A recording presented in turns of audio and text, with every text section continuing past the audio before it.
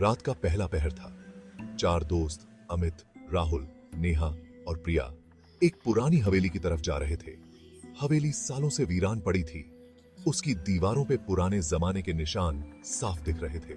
हवा में ठंडक थी और एक अजीब सा सन्नाटा था। अमित ने हवेली का जंग लगा लोहे का दरवाजा धकेला। कर्कश आवाज के साथ दरवाजा खुल गया।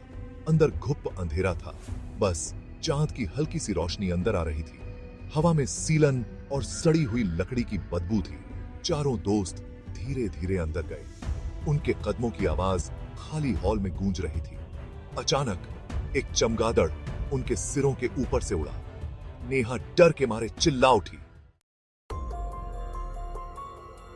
हवेली के अंदर एक अजीब सी खामोशी थी। ऐसा लग रहा था जैसे दीवारों में पुराने राज छुपे हुए हों। अमित ने अपनी टॉर्च जलाई और चारों तरफ देखा। हॉल के बीचों बीच एक बड़ी सीढ़ी थी। सीढ़ियों के नीचे एक पुराना पियानो रखा था। उसकी सफेद कीज पीली पड़ चुकी थी। राहुल ने पियानो की एक की दबाई। एक भयानक आवाज आई जो सन्नाटे को चीरती हुई दूर तक गूंज उठी। यहां से चलते हैं, नेहा ने कहा। उसकी आवाज कांप रही थी। मुझे यहां अच्छा नहीं लग रहा।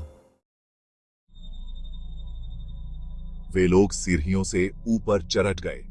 ऊपर एक लंबा गलियारा था। गलियारे के दोनों तरफ कमरे थे। कमरों के दरवाजे बंद थे। कुछ दरवाजों के नीचे से रोशनी आ रही थी।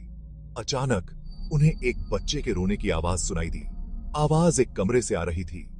अमित ने हिम्मत करके दरवाजा धकेला। कमरा खाली था, पर रोने की आवाज अब भी आ रही थी, धीमी और डरावनी। ये क्या हो रहा है? प्रिया ने धीरे से कहा।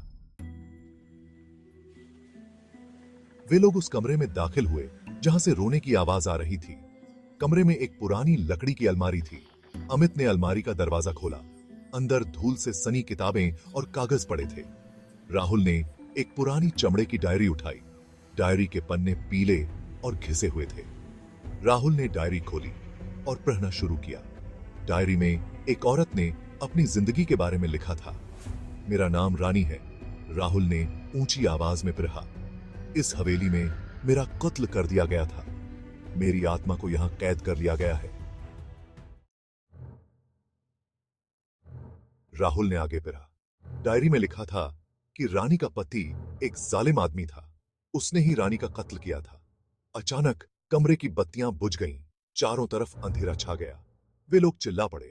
उन्हें अपने चारों ओर एक ठंडी हवा महसूस हुई। रानी? अमित ने कांपती हुई आवाज में पूछा। हां, एक भयानक आवाज आई। तुम लोग मेरी कहानी जानते हो, अब तुम भी यहीं फंस गए हो। चारों दोस्त चिल्लाते हुए कमरे से बाहर भागे। वे लोग अपनी जान बचाकर हवेली से निकल गए। हवेली फिर से खाली हो गई, पर उस रात से हवेली से चीखने की आवाजें आने लगीं। कहते हैं कि रानी की आत्मा आज भी उस हवेली में भटकती है, अपने कातिल का इंतजार करती हुई।